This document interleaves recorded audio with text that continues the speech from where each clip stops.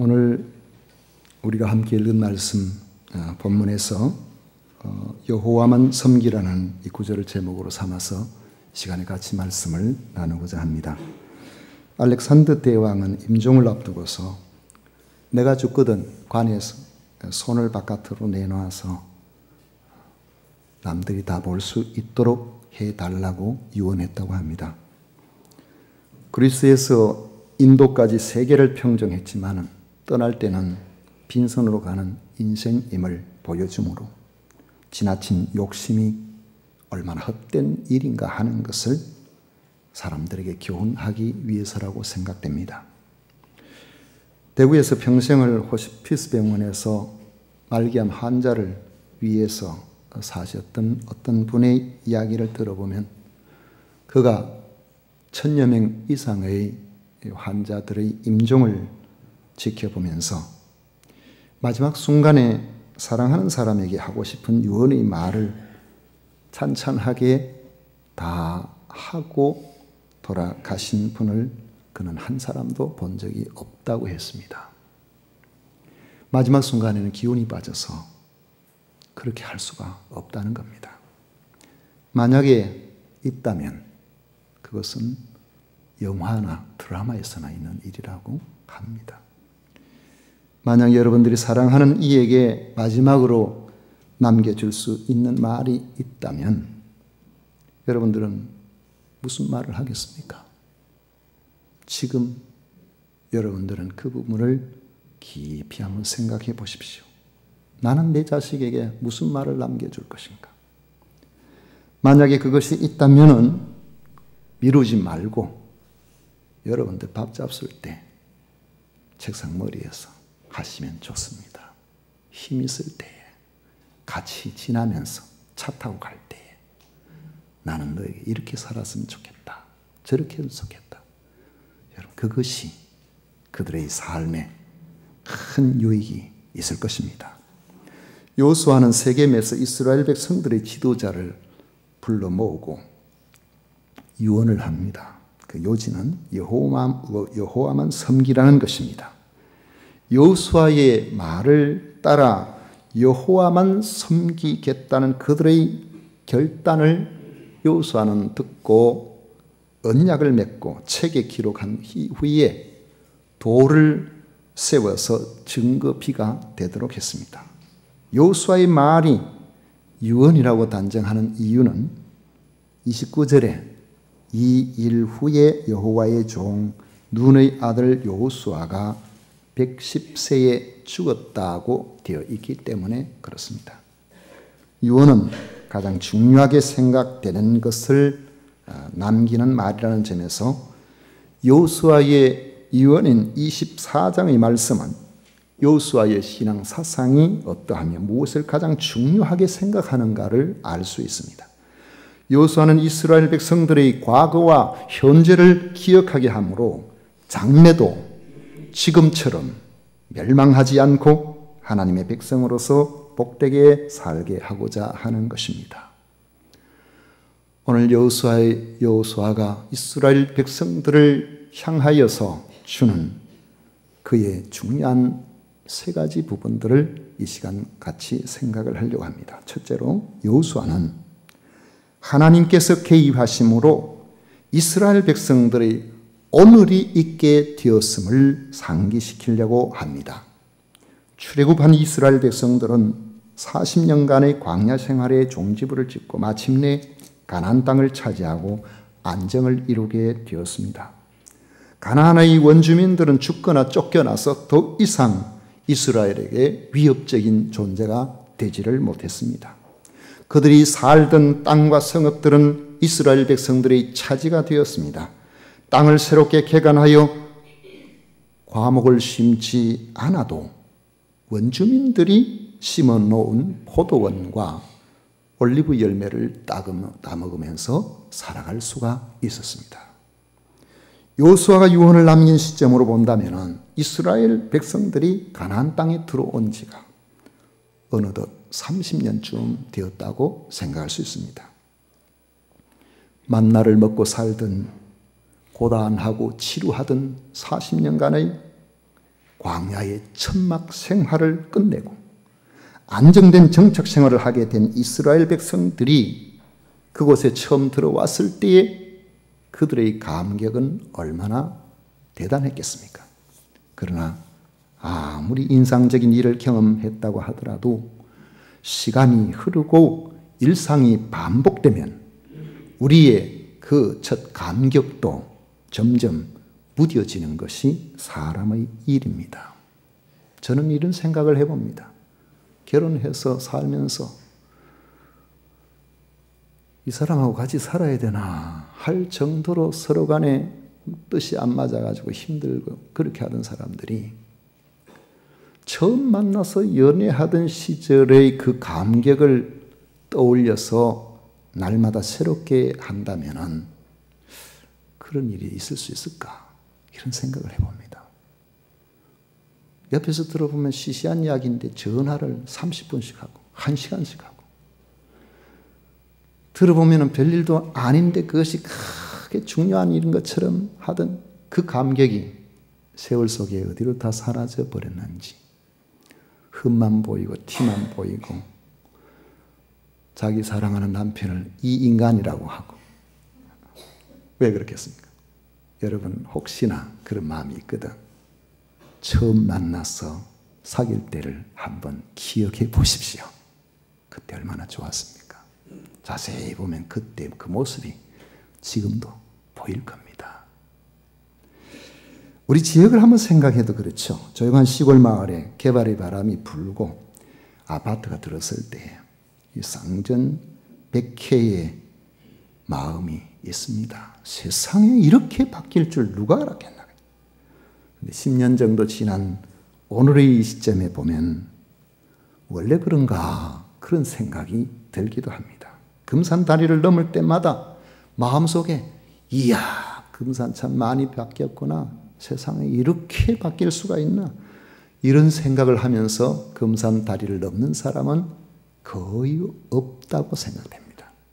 최근에 이사 오신 분들은 더더욱 그런 건 생각도 할 리가 없죠. 가나안 땅의 원주민들을 물리치고 정착한 지가 20, 30년이 흐른 이스라엘 백성들도 그런 마음이 들기에 충분한 시간입니다. 자신도 모르게 그들의 조상들이 어떤 삶을 살아왔는지 하나님께서 어떻게 그들을 인도하여 여기까지 이르게 하셨는지를 잊어버릴 수가 있다는 것입니다. 그렇게 된다면 오늘의 복된 삶의 근원을 망각하게 될 것이고 그 결과는 비참하게 찾아오게 될 것을 여호수아는 너무나 잘 알고 있었던 겁니다. 그래서 이스라엘 백성들에게 전쟁에 이겨서 이 땅을 차지하여 오늘 이렇게 안락한 삶을 살게 된 것도 하나님께서 그렇게 하신 것이지 너희의 칼이나 활로서 이같이 한 것이 아니라고 합니다. 하나님께서 너희가 수고하지 아니한 땅과 너희가 건설하지 아니한 성읍들을 너희에게 주었고 너희가 심지 아니한 포도원과 감나는 열매를 주셔서 지금 먹고 있는 것이라고 말하고 있는 것입니다. 우리 교회가 개척된 지 11년에 이른 오늘 우리는 어쩌면 더욱 겸손하게 하나님 앞에 나아가야 됩니다. 하나님의 계획 속에 진주교회 100년의 역사 속에 감동을 주셔서 이곳에 틀을 닦게 하시고 건물을 지어서 하나님께서 보내신 한 사람 한 사람이 모여서 오늘 우리 교회가 된 것입니다. 여기에 이르는 동안 어찌 좋은 일만 있었겠습니까? 실망만 남기고 떠나버린 사람들도 있었지만 자신을 희생하고 참고 견디며 선한 일에 끝까지 최선을 다하는 그러한 분들과 그들과 함께 해주신 주님께서 계셨기에 오늘 우리 교회가 여기까지 이른 줄로 믿습니다. 교회는 주님의 교회입니다. 주님의 교회이기 때문에 주님이 교회를 세우신 그 과정을 기억해야 하고 주님의 교회이기 때문에 주님의 뜻이 드러나게 해야 되고 주님이 영광을 받으시는 교회가 되도록 우리가 최선을 다해야 한다는 사실을 언제나 우리는 잊지 말아야 합니다. 하나님께서 인도하신 여러분들의 각자의 삶도 마찬가지입니다. 파란만장한 삶에 개입하셔서 오늘 여기까지 인도하신 하나님의 섭리를 우리는 잊어버리면 안 됩니다. 그래야 지금까지 인도하신 하나님의 계속적인 인도하심을 우리가 기대하고 그렇게 살아갈 수가 있는 것입니다. 또 한 가지로 우리 생각해 보시죠. 여호수아는 이스라엘 백성들이 장래에도 계속해서 신앙을 잘 지키고 살 것이라는 긍정적이고 낙관적인 기대를 지금 하지 못하고 있습니다. 여호수아는 이스라엘 백성들에게 14절 이하에 보시면 이제는 여호와를 경외하며 온전함과 진실함으로 그를 섬기라. 너희의 조상들이 강 저쪽과 애굽에서 섬기던 신들을 치워버리고 여호와만 섬기라. 만일 여호와를 섬기는 것이 너희에게 좋지 않게 보이거든 너희 조상들이 강 저쪽에서 섬기던 신들이든지 또는 너희가 거주하는 땅에 있는 아무리 족속의 신들이든지 너희가 섬길 자를 오늘 택하라. 오직 나와 내 집은 여호와를 섬기겠노라. 그렇게 했습니다. 그러니까 백성들이 뭐라 합니까? 우리가 결단코 여호와를 버리고 다른 신들을 섬기지 아니하오리니 이는 우리 하나님 여호와께서 친히 우리와 우리 조상들을 인도하여 애굽 땅 종되었던 집에서 올라오게 하시고 우리 목전에서 그 큰 이적들을 행하시고 우리가 행한 모든 길과 우리가 지나온 모든 백성들 중에서 우리를 보호하셨음이며 여호와께서 또 모든 백성들과 이 땅에 거주하던 아모리 족속을 우리 앞에서 쫓아내셨습니다. 그러므로 우리도 여호와를 섬기리니 그는 우리 하나님이심이니이다. 그렇게 대답을 했습니다. 여러분 얼마나 흐뭇한 대답입니까? 여호수아의 마음이 얼마나 이러한 대답을 들을 때에 기쁘겠습니까? 그런데 여호수아의 반응은 우리 생각하고 다릅니다. 19절과 20절을 보십시오. 여호수아가 백성에게 이르되 너희가 여호와를 능히 섬기지 못할 것은 그는 거룩하신 하나님이시요 질투하시는 하나님이시니 너희의 잘못과 죄들을 사하지 아니하실 것임이라. 만일 너희가 여호와를 버리고 이방 신들을 섬기면 너희의 복을 내리신 후에라도 돌이켜 너희에게 재앙을 내리시고 너희를 멸하시리라. 그렇게 말하고 있습니다. 이스라엘 백성들이 여호와만을 능히 섬기지 못할 개연성을 여호수아는 미리 내다보고 있었던 것입니다. 그 이유를 여호수아의 촉구에서 찾을 수가 있습니다. 23절에 보시면 여호수아가 이르되 그러면 이제 너희 중에 있는 이방 신들을 치워버리고 너희의 마음을 이스라엘의 하나님 여호와께로 향하라고 말하고 있습니다. 지금 이스라엘 백성들 중에 이방 신들을 섬기는 이들이 전혀 없다면 이방 신을 향하는 그런 내적인 마음의 상태가 전혀 있지 않다면 여호수아가 이런 말을 하지 않았을 겁니다. 그들은 하나님을 섬기는 이스라엘 백성입니다. 여호수아가 언급한 것처럼 하나님께서는 갈대아 우르의 우상 숭배 문화 속에서 살아오던 아브라함을 이끌어내어서 믿음의 조상으로 삼으시고 애굽에서 종살이하던 백성들을 온갖 기적과 능력으로 가나안까지 인도하신 하나님을 이스라엘 백성들은 경험했습니다. 우리가 하나님만 섬기겠다고 말할 때에 그들은 그 사실을 인정했습니다. 이쯤 되면 누가 뭐라고 하더라도 오직 하나님만 섬기는 사람이 되어야 마땅하다고 생각됩니다. 그런데 하나님을 섬긴다고 하면서 한편으로는 아직도 갈대아우르와 애굽의 이방신으로 향하는 이 다신교적인 마음 상태에서 벗어나지 못한 이런 자들이 이스라엘 백성들 가운데 적지 않았음을 보여주고 있는 겁니다. 만약에 강력한 신앙적 지도력이 미치지 않는다면 어느 순간에 그들의 심령에 있는 이런 마음들은 독버섯의 씨앗처럼 그들이 우상을 숭배하는 이러한 상태로 발전할 수 있음을 여호수아는 간파하고 있는 것입니다. 우리 자녀들은 어떻습니까? 과연 부모를 떠나서 각자의 삶의 터전에 독립적인 삶을 살게 될 때에 오직 하나님만 섬기는 이러한 삶을 평생토록 살 것이라고 기대가 됩니까? 아니면 부모의 눈을 벗어나기가 무섭게 세상이 좋아서 형식적인 그리스도인으로 전락해 버릴 것 같은 두려움을 가지고 있지는 않습니까? 23장 16절에 보면 여호수아는 만일 너희가 너희의 하나님 여호와께서 너희에게 명령하신 언약을 범하고 가서 다른 신들을 섬겨 그들에게 절하면 여호와의 진노가 너희에게 미치리니 너희에게 주신 아름다운 땅에서 너희가 속히 멸망하리라고 했고, 24장 20절에서는 만일 너희가 여호와를 버리고 이방 신들을 섬기면 너희에게 복을 내리신 후에라도 돌이켜 너희에게 재앙을 내리시고 너희를 멸하시리라고 말씀하고 있습니다. 여호수아는 이스라엘 백성들이 하나님을 온전히 섬기지 아니함으로 여호와의 진노로 말미암아 멸망할 것을 두려워하고 있는 것입니다.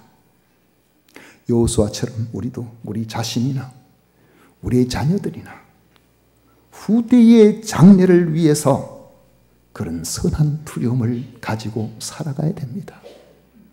하나님이 나를 붙드시고 하나님께서 나와 함께 하시는 어떤 인생의 과정 속에서도 결과적으로 하나님께서 선한 것으로 인도하심을 경험하게 되지만, 아무리 우리가 모든 환경에서 최상의 상태에 있는 것처럼 보여도 하나님께서 안 되겠다 하시면 그날은 끝장이라는 사실을 믿음으로 사는 사람들은 잘 알고 있습니다.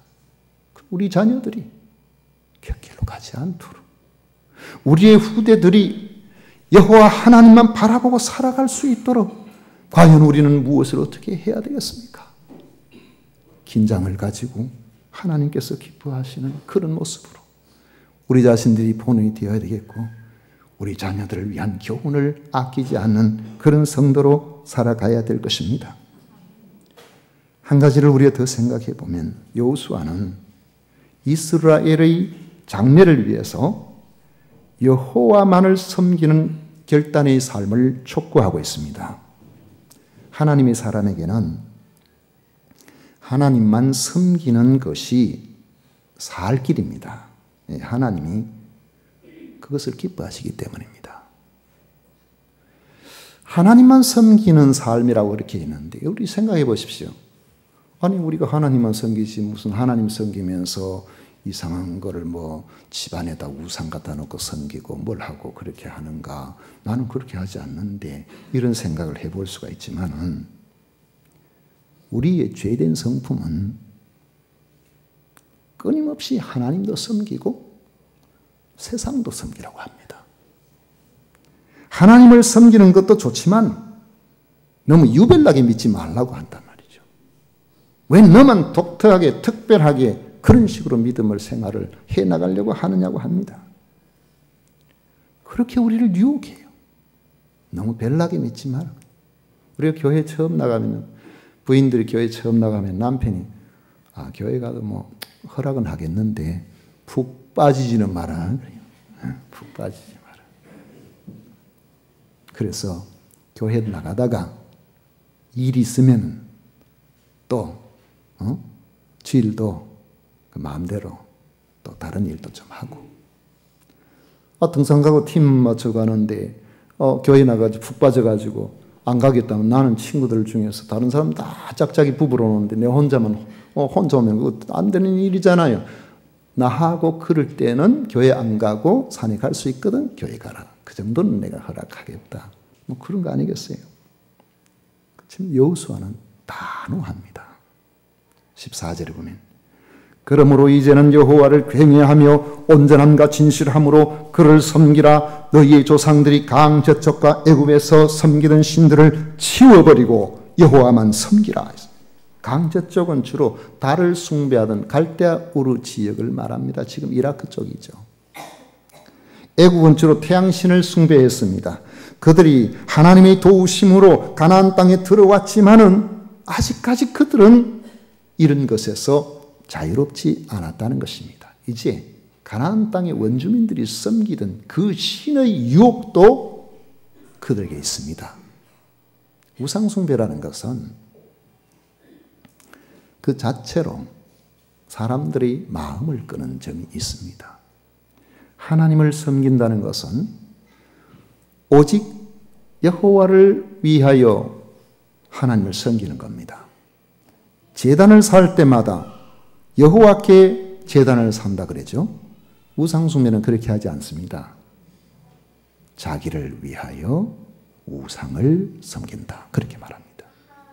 그렇기 때문에 우상을 섬기기 위해서는 내가 좋아하는 요소들이 거기에 있어야 된단 말이죠.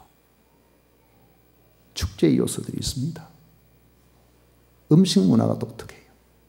춤이 있습니다. 과거에는 성적 쾌락도 거기에 따른 그런 우상숭배였어요. 그러니까 거기 빠져들어가면 재미가 있단 말이죠. 그래서 사람들이 자연스럽게 그런 것에 관심을 가지고 그런 것에 의미를 두고 그렇게 해 나가기가 쉬운 겁니다.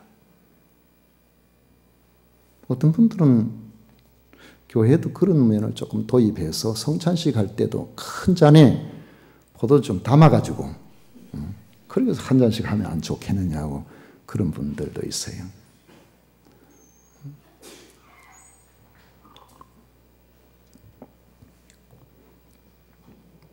여러분, 세상을 향하여 우리의 마음을 끄는 이러한 요소들, 이것은 우리가 예수님을 믿고 믿음 안에 산다고 하지만 우리에게도 다르지 않습니다. 예수 그리스도의 십자가를 통한 구원의 길을 알고 믿는다고 하면서도 이전에 우리가 머물던 세상 문화의 유혹에 기웃거리기가 쉽다는 것입니다. 예수님을 믿는다고 하면서도 돈의 유혹, 명예의 유혹, 쾌락의 유혹에 우리가 한 발을 걸치고 살아가는 경우가 적지 않습니다. 여호수아는 이런 자들을 향하여 섬김의 결단을 촉구하고 있습니다. 15절 말씀은 만일 여호와를 섬기는 것이 너희에게 좋지 않게 보이거든 너희 조상들이 강저 쪽에서 섬기던 신들이든지 또는 너희가 거주하는 땅에 있는 아모리 족속의 신들이든지 너희가 섬길 자를 오늘 택하라. 오직 나와 내 집은 여호와를 섬기겠노라.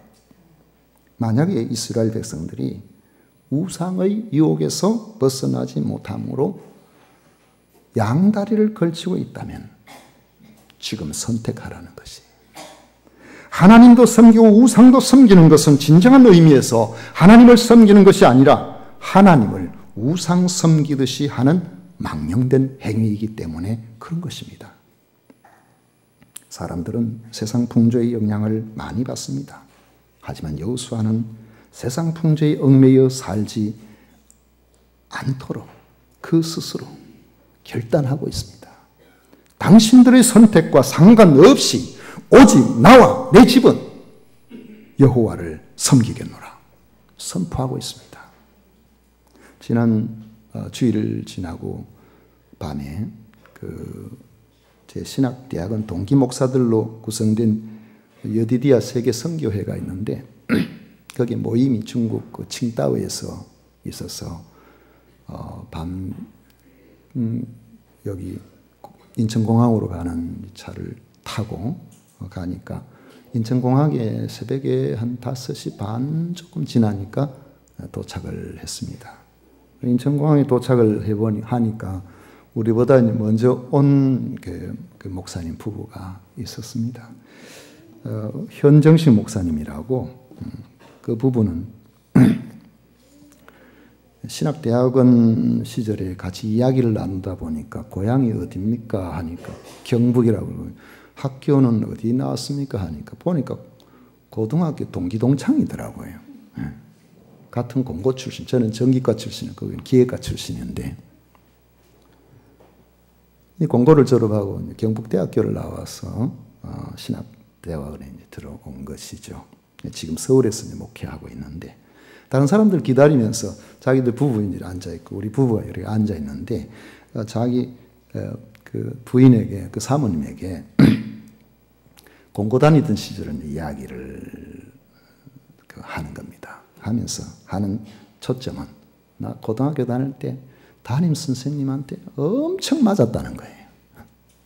그 담임 선생님인데 왜 그렇게 많이 맞았냐. 그래 하니까 공고를 다니면 이제 고등학교 2학년부터 3학년 때까지 기능사 자격증 시험을 칠 그런 그 자격을 줍니다. 2학년부터. 그래서 공부를 좀 하는 학생이나 성실한 학생들은 자격증을 한 4개, 5개 그렇게 취득하기도 하는데 이 시험을 노동청에서 주관했는데 그 노동청에 주관 시험이 전부 주일날 시험 치거든요. 그러니까 교회를 열심히 다니고 그러니까 주일은 교회에서 하나님 앞에 예배하면서 드려야 되지 시험 치러 난 못 간다 이래가지고 그렇게 안 갔더니만은 담임 선생님이 야 너 그러면 장래를 다 망치는데 시험을 쳐야지 왜 자격증 취득 안 하고 자꾸 그러냐고 너 그런 식으로 믿으면 안 된다고 그래가지고 막 협박도 하고 때리기도 하고 그래도 말을 안 듣는 거예요. 안 들으니까 집 앞에서 기다리고 있다가 담임 선생님이 원서 다 내놓고 다 해가지고 주일 되면 아침 기다리고 있다가 납치해가지고 택시 태워가지고 그 시험장에 집어넣어. 그러면 이제 선생님 안 보일 때 도망쳐 와가지고 시험도 안 치고 또 교회 가고 이렇게 한 거예요. 그래가지고 다음날 가면 담임 선생님한테 야, 난 집 산대 말이야. 나도 열심히 믿는다. 그러니까 시험 쳐야 될 거 아니냐. 그래가지고 그 선생님한테 그 다음날 가면 엉덩이를 엄청 맞았대요. 그렇게 선생님한테 많이 맞고 그렇게 지났다가 그래서 제가 물었어요. 그러면 자격증 하나도 없겠네요. 그러니까 한계가 있대요.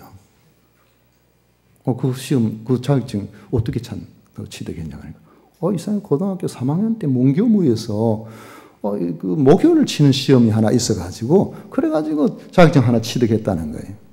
그래서 제가 집사람 보고 옆에 쳐다보면서 봐라 내 말 맞지?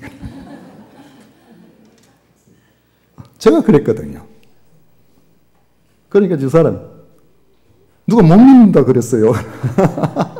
증인이 여기 있다. 증인이 말 자기 입으로 제가 물어보지도 않았는데 그 이야기를 하는 거예요. 그때 주일을 한번 지켜보려고 정말 치열하게 믿었습니다. 목사 되려고 한 거 아니에요. 그때는. 목사는 뭐 관심도 없었고 생각도 안 했죠. 근데 하나님께서 너 열심히 하는 거 보니까 너 아무래도 이쪽 길로 가야 되겠다 그래서 그래 부르셨나 그런 생각도 듭니다만은 참 마음이 묘했습니다. 엘리야가 주여 나만 남았습니다. 야 웃기는 소리 하지 마라. 아직 7,000명 남겨놨다. 학교 다닐 때 나만 그런 줄 알더만 이 친구가 저보다 더한 것 같아요. 여러분 세겜이라는 장소는 결단의 장소입니다. 가나안 땅에 들어온 아브라함이 첫 예배를 드렸던 곳이고 야곱이 밧단 아람에서 돌아올 때에 모든 우상을 파묻고 하나님만 섬기기로 결단한 곳입니다. 이제 그곳에서 여호수아는 이스라엘 백성의 지도자들을 불러 모으고 하나님만 섬기라 그렇게 결단을 촉구하고 있는 것입니다. 성도 여러분, 우리는 다수를 따라 사는 사람이 아닙니다. 세상 문화를 따라 사는 사람이 아닙니다. 시대가 변하고 환경이 변해도 오직 하나님만 섬기며 살아가야 될 그런 사람들입니다. 그것이 손해보고 따돌림 당하고 재미없고 직장에서 쫓겨나는 그런 일이라고 할지라도 그 길을 걸어가야 될 사람들입니다. 요셉이 그렇게 살았고 엘리야가 그렇게 살았고 다니엘과 그의 친구들이 그렇게 살았습니다. 느헤미야가 그렇게 살았습니다. 그 결과 말할 수 없는 고난도 있었지만 하나님께서는 그들과 함께 하셨고 하나님은 그들을 빛나는 별처럼 사용해 주셨습니다. 하나님만 섬기는 것이 외로워 보이지만 사실은 그것이 성도가 살 길입니다. 칭찬과 격려와 체험이 있는 길입니다. 영원히 살 길입니다. 양다리를 청산하고 섬기기로 결단하십시다. 내 자녀들에게 여호와만 섬기라고 유언할 수 있을 정도의 신앙을 회복하십시다. 이런 은혜가 함께 하시기를 축원합니다. 기도하겠습니다. 고마우신